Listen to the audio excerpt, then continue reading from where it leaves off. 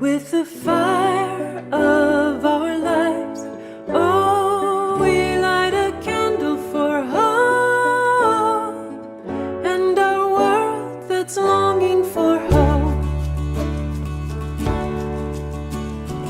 We light a candle for love and a world that's longing for love. We light a candle for love and a world that's longing for love. Holy One, shine with the fire of our lives. Oh, we light a candle for love and a world that's longing for love. We light a candle for joy and a world that's longing for joy. We light a candle for joy and a world that's longing for joy. Holy One, shine with the fire of our lives. Oh, we light a candle for joy and a world that's longing for joy.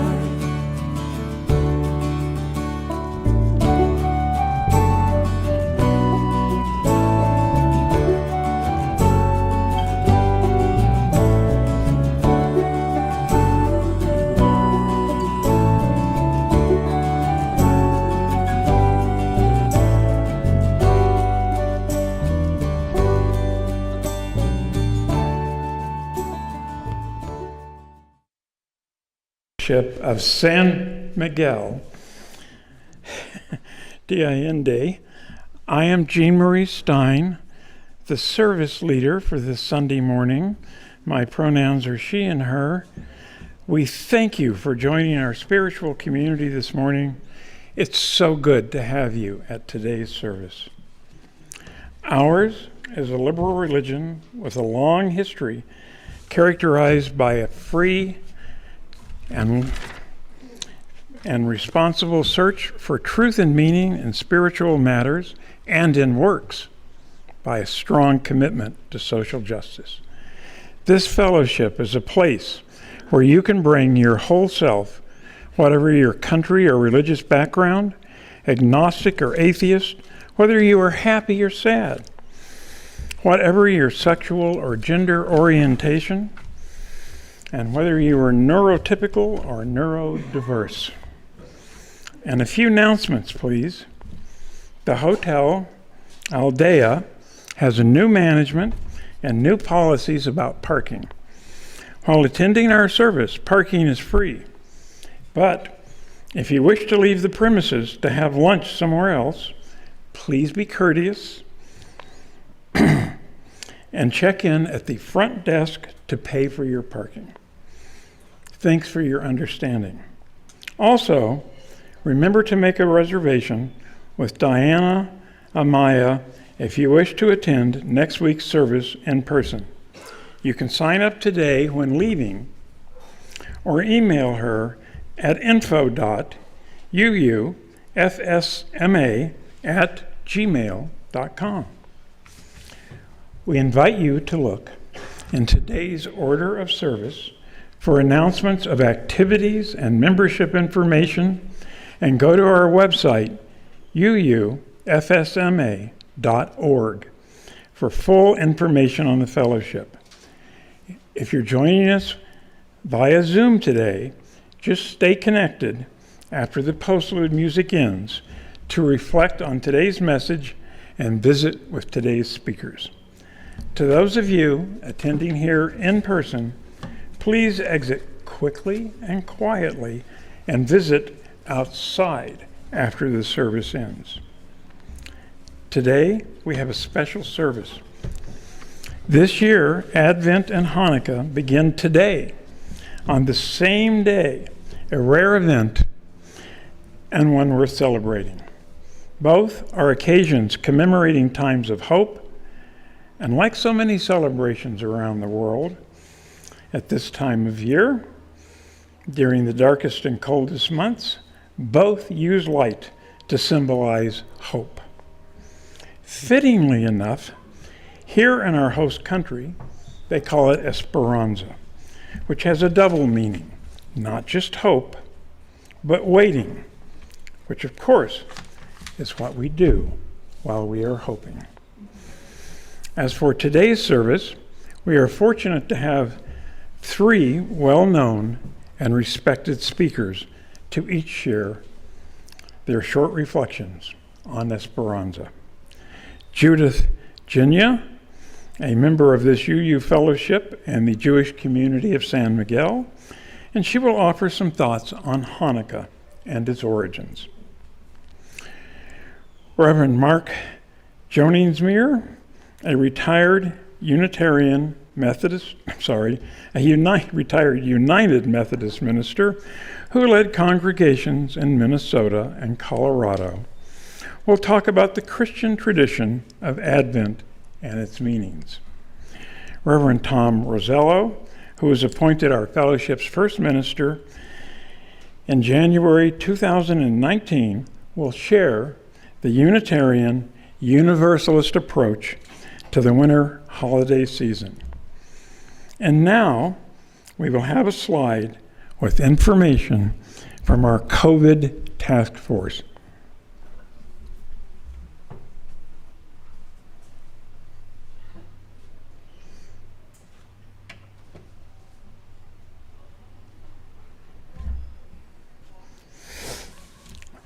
Today's opening words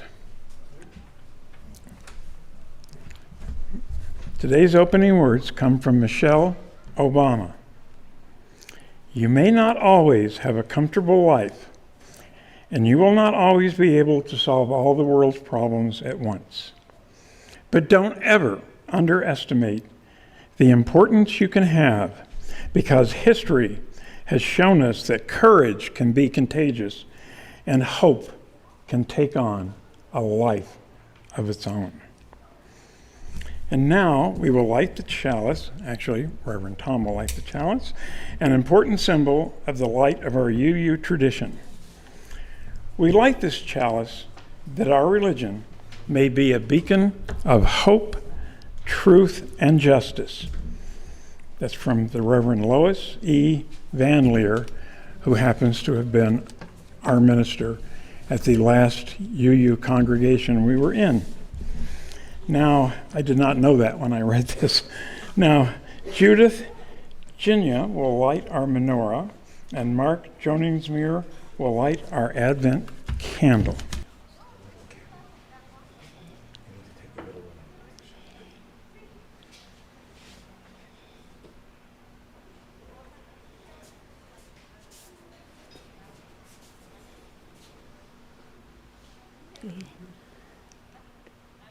Baruch atah Adonai Eloheinu melech haolam asher kiddushanu bo mitzvotso v'tzivanu lahadlik ner shel Hanukah.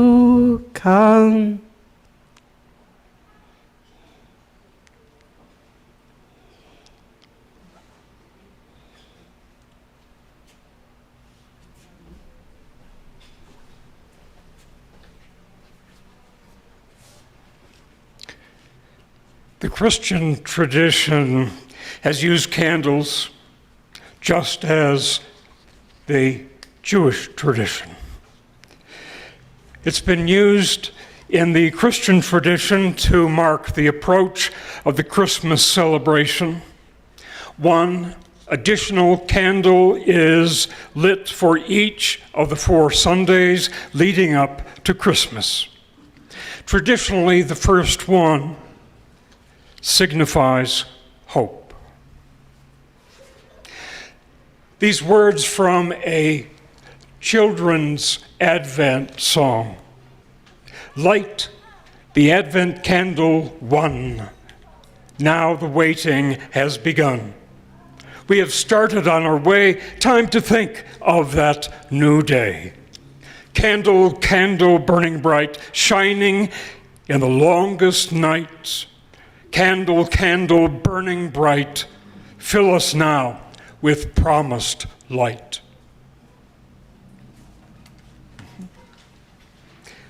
And now I invite you to join in our hymn. Those who have a hymnal in hand, it's number 344, A Promise Through the Ages Rings. For those joining via Zoom, the words will appear on your screen. For those attending right here at the Aldea, two things. Keep your mask on as you sing.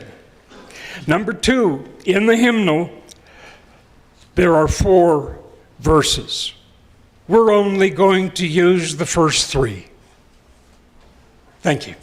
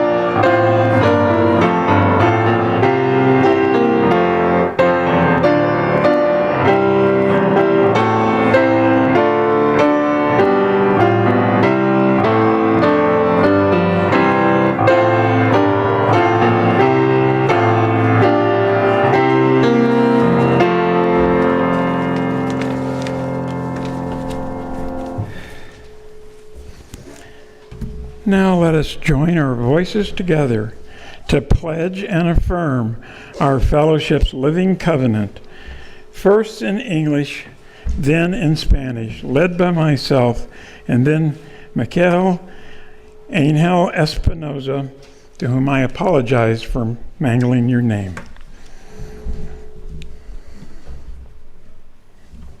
We respect the interdependent web of life and work for a just and peaceful world. We encourage the search for truth and meaning, strive for compassion in our relationships, and seek values that will benefit our lives and the lives of others. This is our covenant.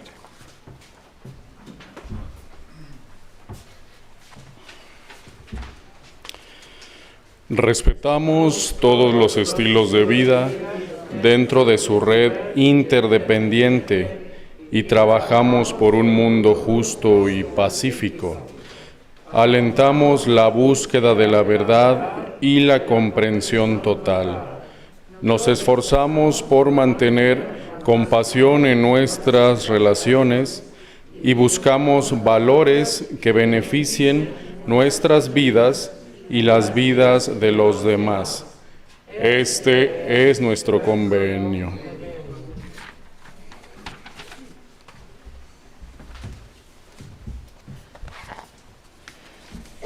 Let me add my welcome and remind you, I'm Tom Rosiello. I'm the Minister of the Fellowship, for those who may be new with us here. At this time in our service, it's an important time, a significant time, where friends and members share joy, sorrows, and concerns with their community. If you have one that you would like to have shared in the future, please email it to me. If you are in our Zoom congregation this morning and would like to share one, you may type it into chat now, and if any come in chat, we'll share them before the end. For each joy, sorrow, or concern, we light a candle. Jean Marie will light for us this morning. That candle signifies that that person or that thought or that prayer is with us in our hearts this morning. The first is a joy that I heard from many of you.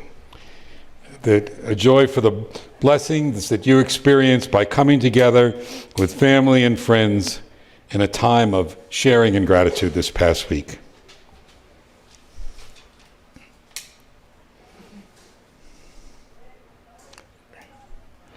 The second is a candle of concern over the emergence of the Omicron variant of the coronavirus, and a reminder that we still need to keep our guard up to not just protect ourselves, but protect the vulnerable among us. And now a candle of remembrance for Stephen Sondheim, probably America's greatest songwriter of our time, who passed away this week at the age of 91, and for the joy and deep meaning so many people experience through his music. We light a candle for justice and a reminder that although the legal system finally worked to bring justice to our world with the conviction of 3 white racists who killed Ahmaud Arbery, an innocent black jogger, the struggle to bring about justice in this case serves as a reminder that we need to continue our fight against institutional racism and for equality. A joy from Jane Wilkinson.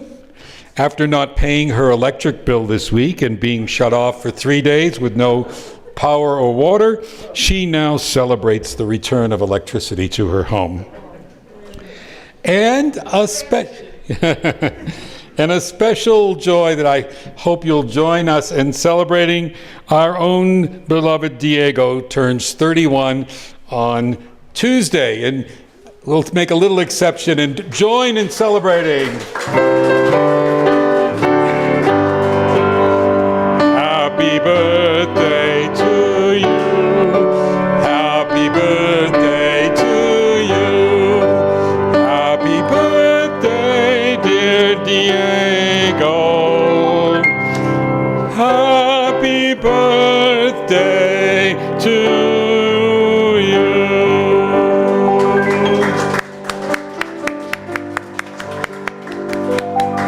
Of course, we should have sang Los Mañanitas, but I get lost after the second line, so we're not going there. Paula, did we get any joys? No, okay. Let's light a final candle then for all the joys and the sorrows and the concerns that are held deep in our hearts, but remain unspoken today. And as we reflect upon them and those we shared, I invite you into a time of silent meditation or prayer, guided by Malcolm's beautiful improvisation on the 9th century Advent carol, O Come, Emmanuel.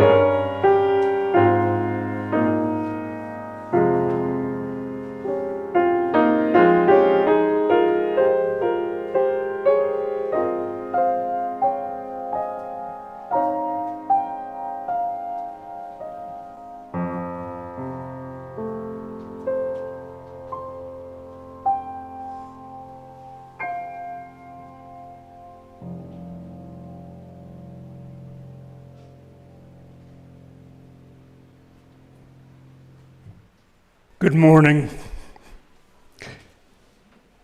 Vladimir Nabokov, novelist and indefatigable butterfly hunter.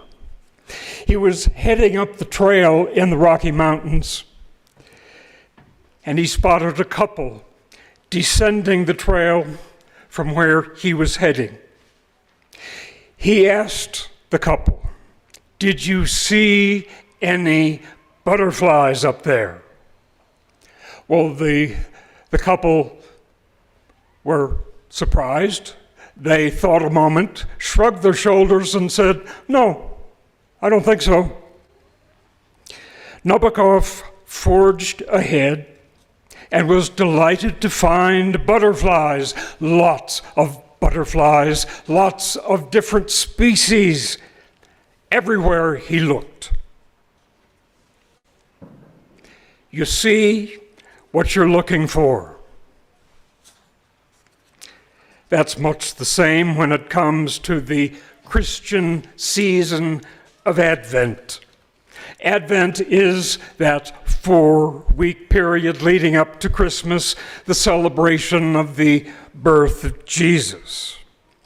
Those who observe the season are urged to practice a number of spiritual disciplines: being quiet, meditating, being observant, being patient, and waiting.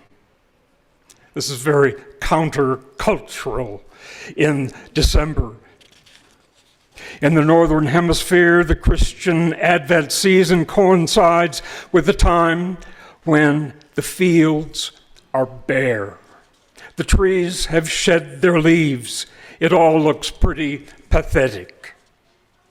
You look, and what you see is no growing, no harvesting, and apparently no life. But Advent hints that something really is happening. It just doesn't show yet. Now, I watch the news, and I'll bet that many of you do too. I read various news outlets online, and it seems like it's just one damn story after another. Stories of cowardice, stories of self-serving, mean-spirited behavior, arrogance, corruption, hypocrisy, hatred of the other.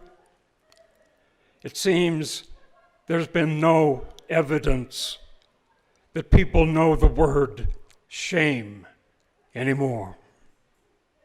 So where is hope in times like these? Hope seems pretty naive.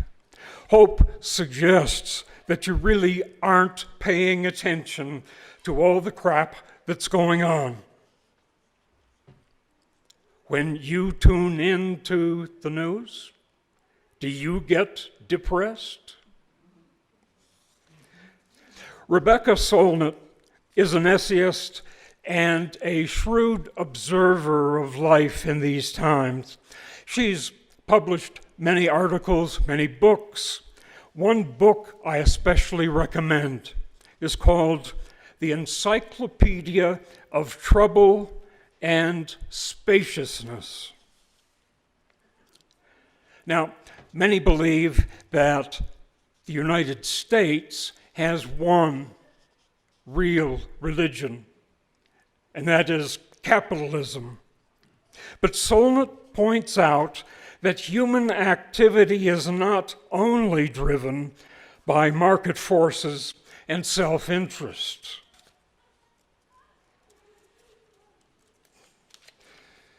She says, huge areas of our lives are also based in gift economics. We barter. We offer mutual aid. We give without hope of receiving a return. Think about your relationships with your family, with your friends. Think of volunteers. those who have chosen their vocation based on seeking the best interest of others rather than their own bottom line. So Solnit calls it a shadow economy that functions reliably as an invisible system of kindness and mutuality and fairness. Just think about how much time and energy goes into the birthing and the caring for and the educating of our children. Of course, you only see the butterflies if you're looking for them.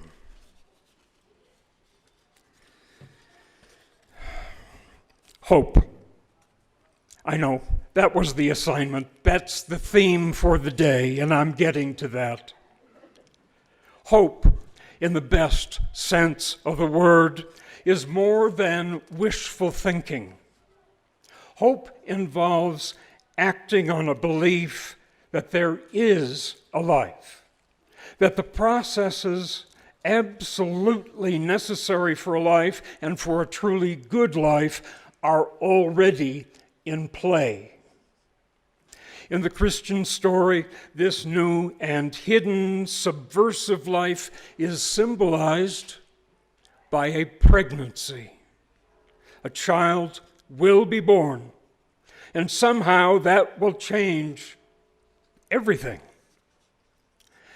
To truly be an Advent person, whether you're Christian or not, to truly be such a person, you are already in motion, already working toward that hoped-for future. You lean into that future. You throw yourself into surreptitious revolutions of kindness and generosity and hospitality and community, caring for those least able to care for themselves, working too slow and then stop and ultimately reverse the effects of global climate change, or work to realize all of the other reversals that are most needed and that we most long for. Johaningsmeir is a Buddhist spiritual teacher, and she says, if the world is to be healed through human efforts, I'm convinced it will be by ordinary people, people whose love for this life is even greater than their fear. And that's hope. And these little ordinary acts that you make, that I make, are how we keep stoking the fires of hope for the world around us. Let's live with hope. Judith and I are going to lead you in a responsive reading. Those who have your hymnal, it is number 461 towards the back. We must be saved. Words by the theologian Reinhold Niebuhr. Nothing worth doing is completed in our lifetime. Therefore, we are saved by hope. Nothing true or beautiful or good makes complete sense in any immediate context of history. Therefore, we are saved by faith. Nothing we do, however virtuous, can be accomplished alone. Therefore, we are saved by love. And no virtuous act is quite as virtuous from the standpoint of our friend or foe as from our own. Therefore, we are saved by the final form of love, which is forgiveness. I'm going to share some thoughts now about Hanukah. In the Hanukah story, the Jewish people are being oppressed by the much more powerful Greek Empire. The Greek ruler Antiochus compelled the people of Israel to abandon their religious practices, and also he destroyed their holy places. A small military force aroused the people to fight back, and against all odds, they defeated the greater power. The legend tells us that they were stymied in their efforts to reconsecrate the holy temple. There was no oil for the temple lamps that were supposed to be burning continuously. But somehow, the meager supply of oil on hand lasted for 8 days until a large reserve of consecrated oil could be brought in. So the temple menorah and all lamps had sufficient oil to allow the sacred rituals to continue. The Hanukah story is one that celebrates the victory of light over darkness, in both a metaphorical sense and a literal sense as well. Hanukah is about the belief that we have the inner spiritual resources to brighten even our darkest moments. Hanukah is about starting with one tiny flame and cultivating that life so that it has time it can grow. Hanukah is about publishing the miracle, letting our light shine, letting our hope shine without shame or embarrassment. And that publicizing the miracle today in the world means lighting a public menorah, and a miracle has happened here in San Miguel. For the first time, permission has been granted to have a public menorah lighting at the parroquia, and it will be tonight at 6 p.m. So you are all invited to participate in this miracle of light in San Miguel. So I define Hanukah as a belief in a better future, a belief that better days are possible. And where there is hope, it leads to action to bring about the change that is necessary for that better future. When we have no hope, we simply accept our condition and do nothing to change it. But Jews have always been change makers. We have believed that a better world is possible. We have never accepted the world as is. We feel a compulsion to improve our lives and better the world for others. The phrase tikkun olam is a core principle. It means we all have an obligation to repair the world and make it a better place. This concept, which is core in Judaism, is based on hope and action. Indeed, when we look at the span of Jewish history, it is full of examples of the Jews confronting implacable foes, facing improbable odds, but still maintaining a hope that spurs them to act and seek change. In that revolt against Greek imperial rule, which was led by Judas Maccabee, hope was the driver. It was the hope that empires would fall and the human desire for freedom would prevail. It was the hope that God would not abandon them. And that is what we are celebrating at Hanukah, which starts tonight. This same spirit of hope has seen Jews at the forefront of revolutionary movements throughout modern history. We have been sure that society could be reorganized in a fairer, more just way. Jews were at the forefront of the civil rights movement in America. Jews made up half of the young people who participated in the Mississippi Freedom Summer in 1964 and played a leading role in the March on Selma, Alabama.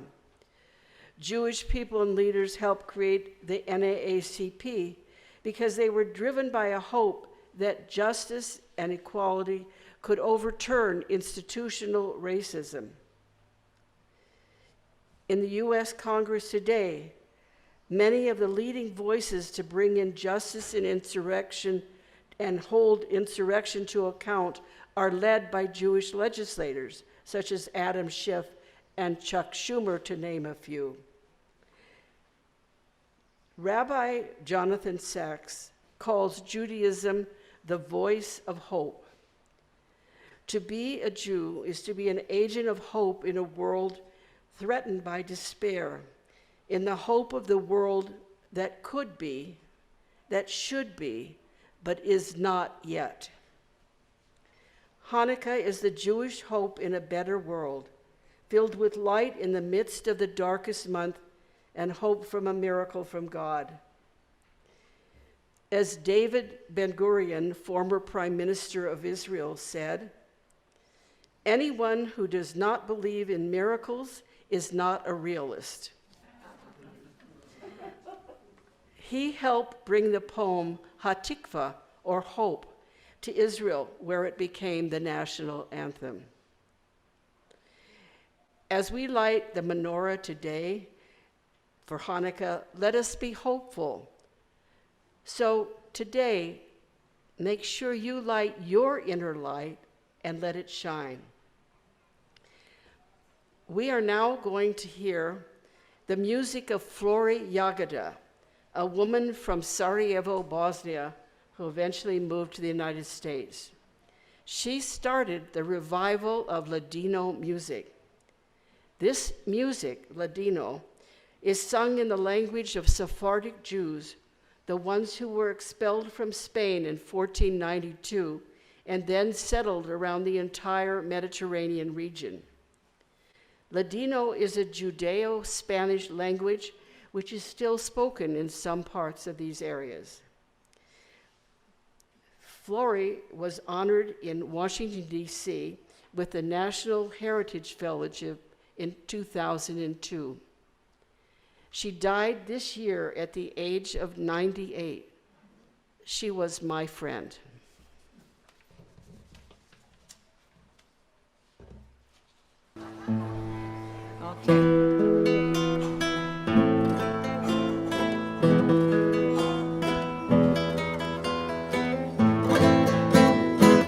Hanukah linda está aquí, 8 candelas para mí. That's a child singing. Hanukah linda está aquí, 8 candelas para mí. Oh, I didn't tell you. The O is everybody, and it's a healthy American O, huh? So let's go.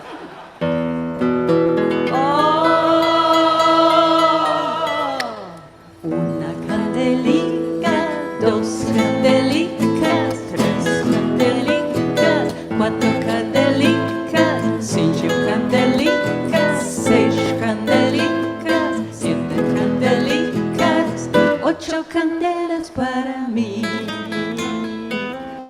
Muchas fiestas vou fazer, com alegrias e prazer. Muchas fiestas vou fazer, com alegrias e prazer. Oh, una candelica, 2 candelicas, 3 candelicas, 4 candelicas, 5 candelicas, 6 candelicas, 7 candelicas, 8 candelas para mí.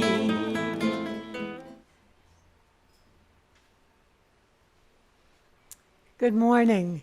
My name is Linda Sorin, and I'm going to continue a tradition that we've started, which is introducing different committees of the fellowship to the membership. And this morning, the offering will be for the Finance Committee.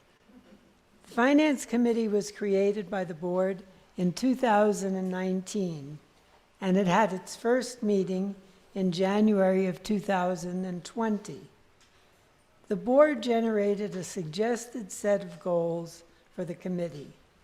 Among those goals were to provide support to the treasurer, suggest clear policies to the board on how the fellowship is spending its money, review and recommend policies on the fellowship's reserve funds, and help to increase the membership's understanding of its finances.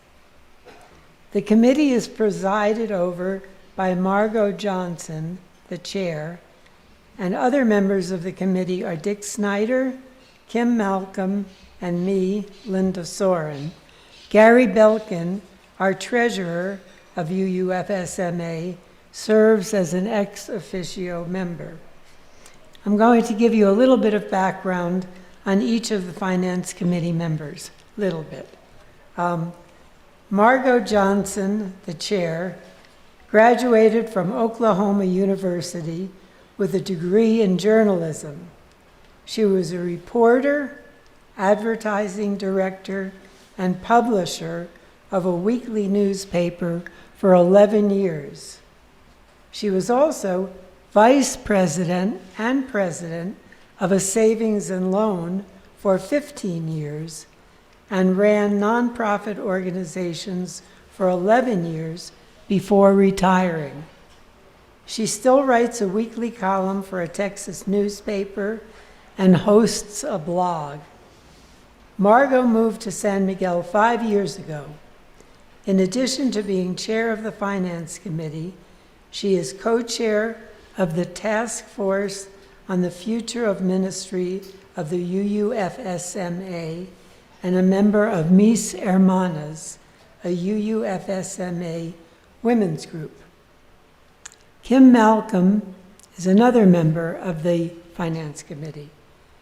6 years ago, Kim retired from a career in energy policy and utility regulation and has been traveling ever since. Although she is houseless most of the time, she is a part-time resident of San Miguel.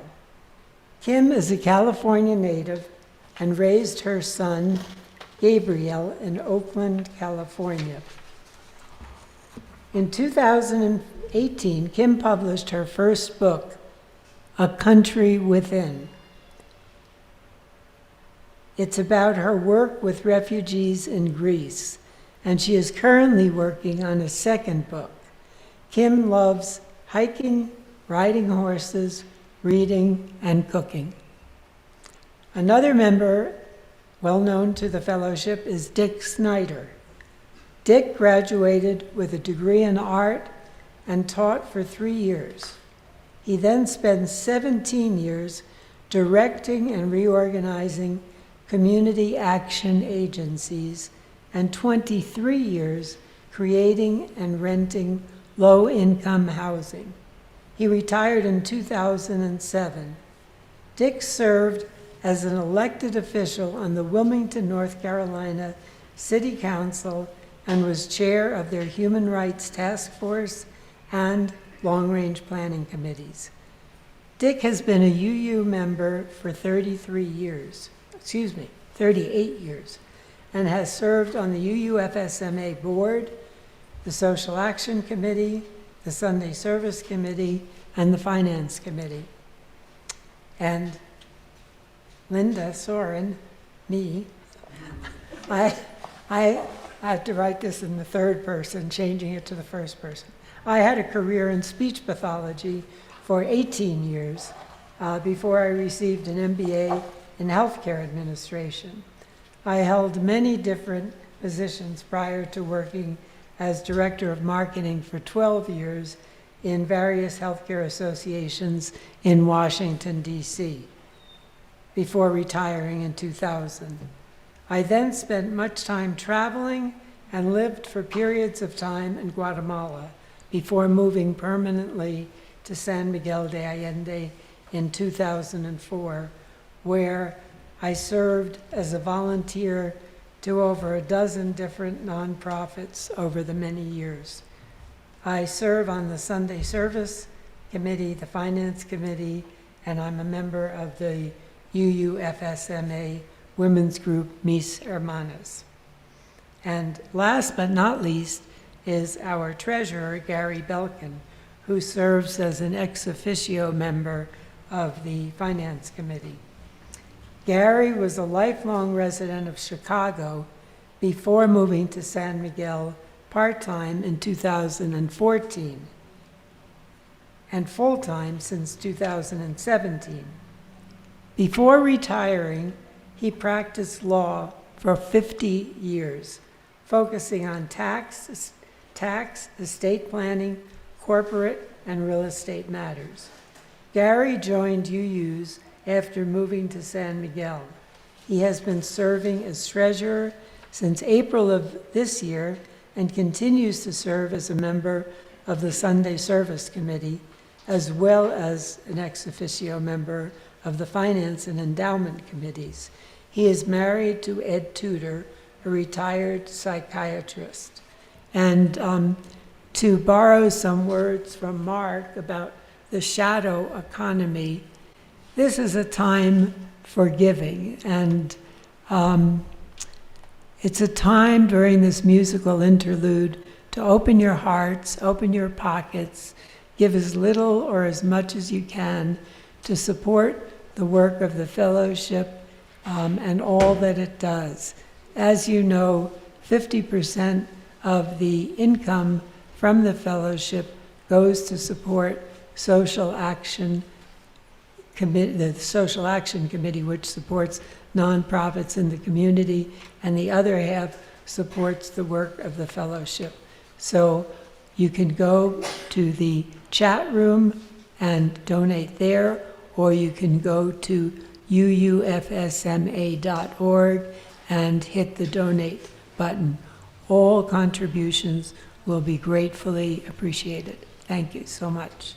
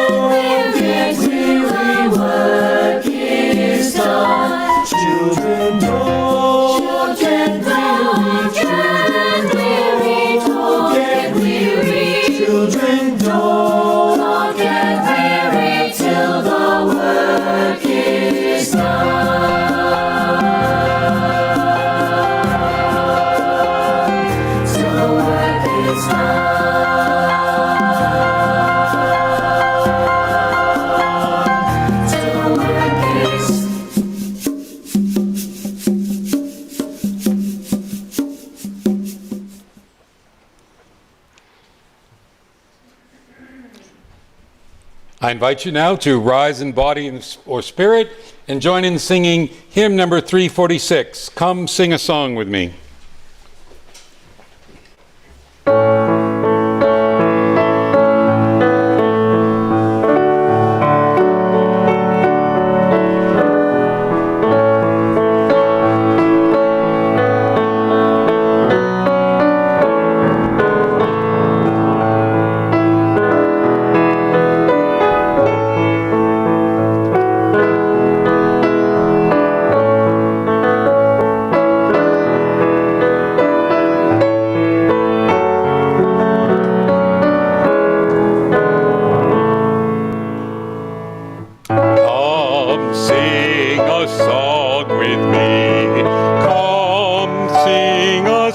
song with me.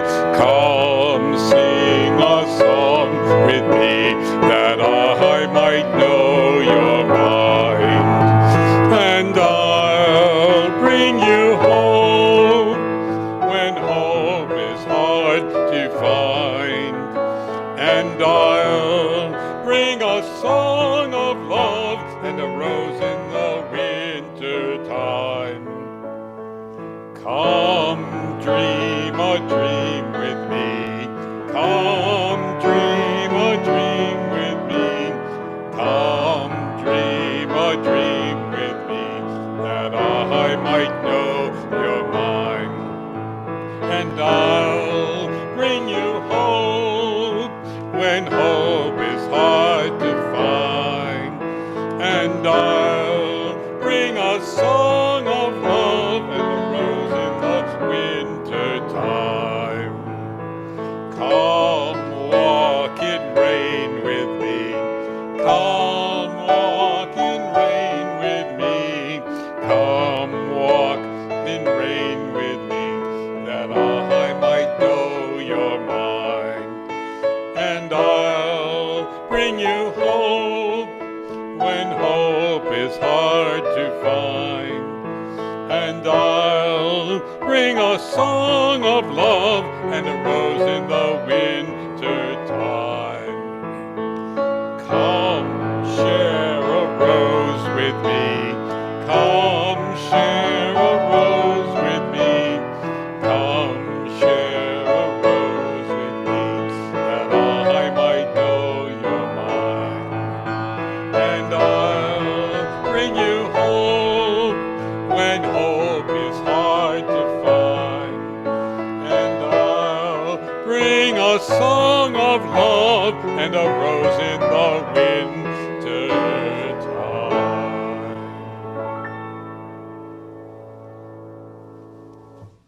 Please be seated if you're here in the room. You know, we have been singing that song for a long time. Not those exact words or that particular tune written by one of our contemporary UU hymn writers, Carolyn McDade, but the song of hope itself. And by we, for my reflection, I mean Unitarian Universalists. We have our roots in a wonderful tradition of Judaism and Christianity, some of which was shared with you today. And Unitarian Universalists have particularly embraced and emphasized the parts of those traditions that I would call the gospel of hope. Perhaps the most important of this rich season's messages, what we have drawn from our religious forebears, is that in spite of all odds, in spite of long times of waiting, it is hope that has always kept the people alive, kept the people going. Hope for survival, hope for better times, hope for acceptance, hope for a better world. From our earliest days, Unitarians, and especially Universalists, have preached a message of hope. We've long recognized what we sang in the first hymn this morning, that a promise through the ages rings, that always, always something sings. Those words from another contemporary Unitarian Universalist hymn writer. And what these two contemporary UU hymn writers are capturing in their words is not some new idea to us, but something that has been part of our history for a very long time. John Murray, the founder of Universalism, was raised in England in a Calvinist family that believed in an angry, judgmental God who predetermined everyone's fate. Indeed, this faith taught that most of them were going to burn in the fires of the hell. Not much room in that theology for a lot of hope. But then Murray heard the famous English preacher James Riley. He heard him preach his doctrine of a loving, not a harsh God, of universal salvation and not damnation of almost everyone, and particularly of the power of hope. Murray himself embraced these teachings, and he preached on them in his Methodist church, but was largely rejected and even persecuted for it. Well, life turned horribly bad for John Murray.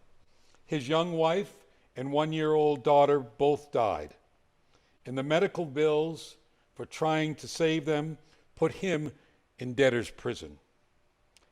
In 1770, a broken man, he wanted to escape everything and go to a place where no one knew him. So he came to America, and the ship that he was on got stuck on a sandbar off the coast of New Jersey.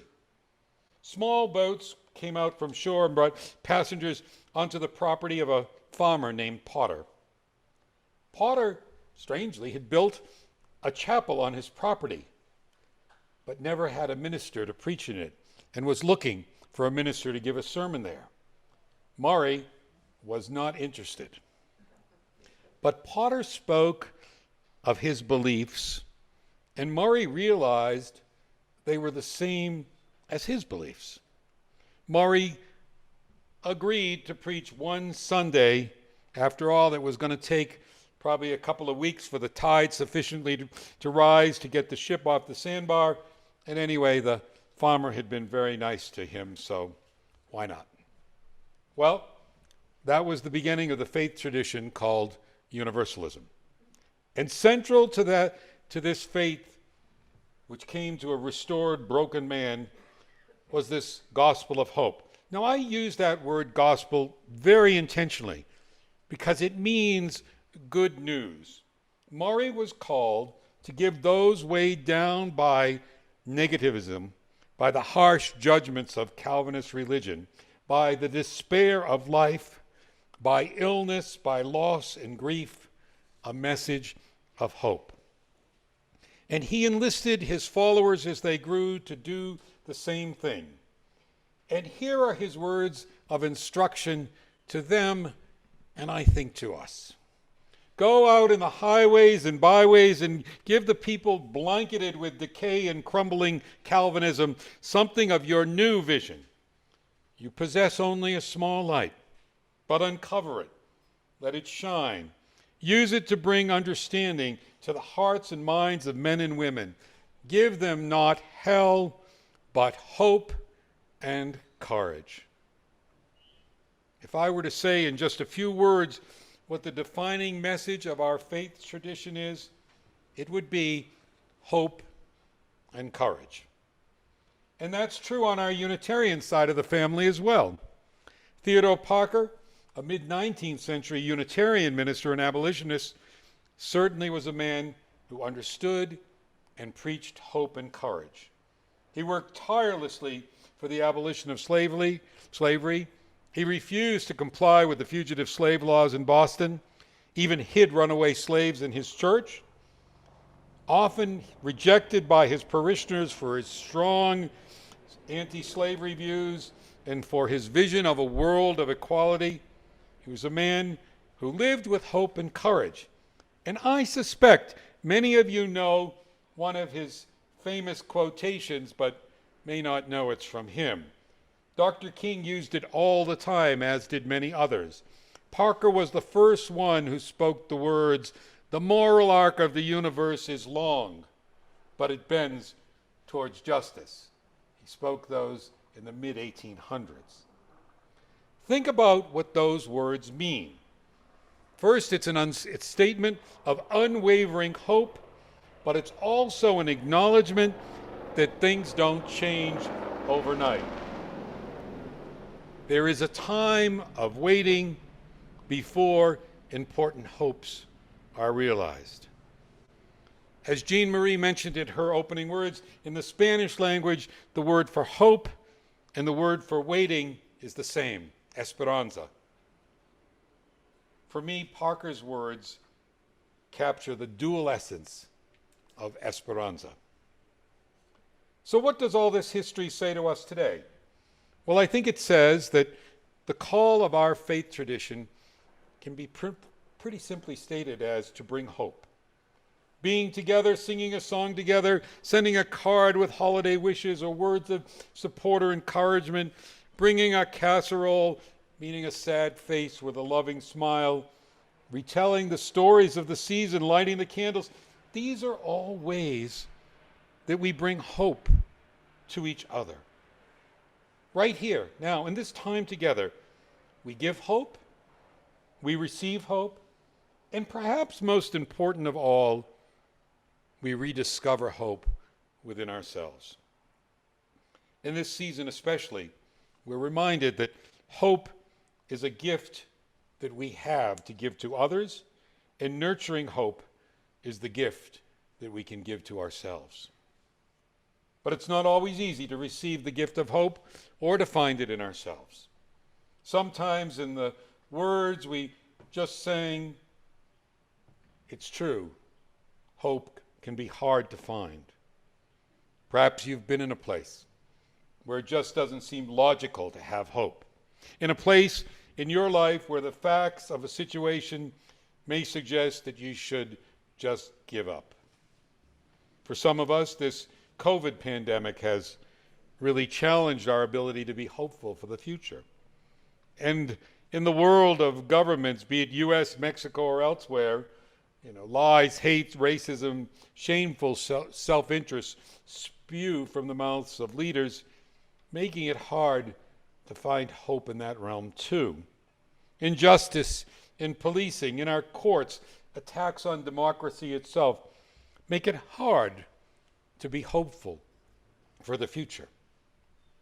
And on a more personal level, right now, among us here, people are living with difficult medical diagnoses, cancer, debilitating disease, where the prognosis is not very good. Or for some, it's a spouse, a child, a family member who's received a diagnosis or struggling with a physical or mental illness. For others, it's been loss, the death of a loved one so close that it seems you can never move on, never have hope. There are times when hope doesn't seem logical at all. The well-known Unitarian Universalist writer Norman Cousins states it this way: the case for hope has never rested on provable facts or rational assessment. Hope, by its very nature, is independent of the apparatus of logic. What gives hope its power is not the accumulation of demonstrable facts, but the release of human energies generated by the longing for something better. The capacity for hope is the most significant fact in life. It provides human beings with a sense of destination and the energy to get started. These words really capture the essence of our faith tradition. Also, I think they capture the essence of the Hanukah story, the entire journey of the Jewish people, as well as the story of the Advent season. Likewise, those words capture the essence of other movements, the civil rights movement, which our faith tradition and many others have been a part of. Dr. King himself put it this way: we must accept finite disappointment, but we must never lose infinite hope. The contemporary black theologian Cornel West, when speaking about the ongoing struggle with racism in our nation, said, "I'm not an optimist, but I am a prisoner of hope." Like the people of ancient times, we are called to courageously hold on to the hope for better times.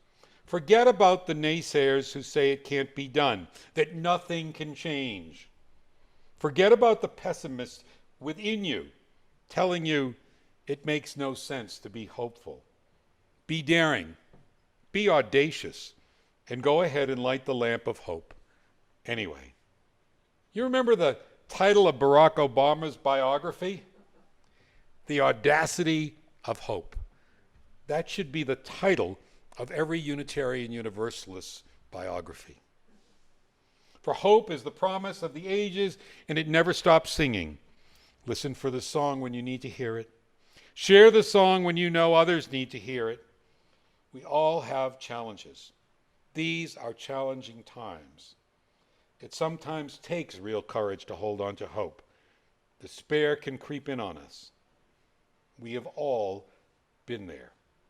But as Alexander Pope once wrote, hope springs eternal in the human breast. It's planted in each of us. If we nurture it in our lives and in each other's, it will surely guide us through the dark times and bless us in ways unimaginable. Make hope your gift to yourself and to others this season. Claim it and give it away every chance you get. There just never can be too much hope in the world. Well, thank you to those on Zoom and to those here in the room for being with us again today. After the service, if you're in the room, please exit fairly promptly and go outside to have your conversations. If you're on Zoom, we'll all connect together there after a momentary break where you can share thoughts with each other there as well. Our benediction today is adapted from the words of two UU ministers, Daniel Cantor and Albert Q. Perry. Abandon your cynicism, your despair, your short view of humanity. We're not forsaken or forlorn. Be courageous. We can be each other's dreams unrestrained by desperation. We can see beyond the horizon of setbacks and defeat. Our hope is larger than our limitations and braver than our bodies. Through our hope, we escape the remorseless march of time and the lack of meaning in material existence. Hopes do not die, and a hoping heart is the stuff of eternity. We now will extinguish the flame that we kindled at the beginning of our service, but not the light of hope, of truth, of love, those we carry with us in our heart.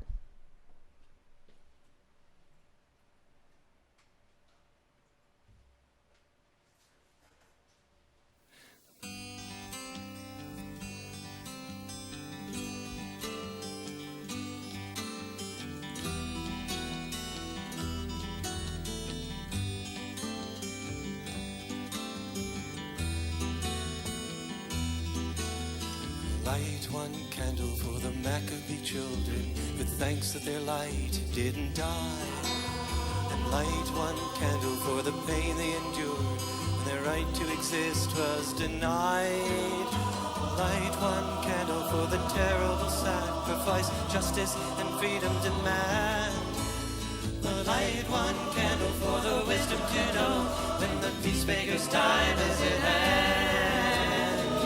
Don't let the light go out, it's lasted for so many years. Don't let the light go out, let it shine through our love and our tears. Light one candle for the strength that we need to never become our own foe. And light one candle for those who are suffering pain we learned so long ago.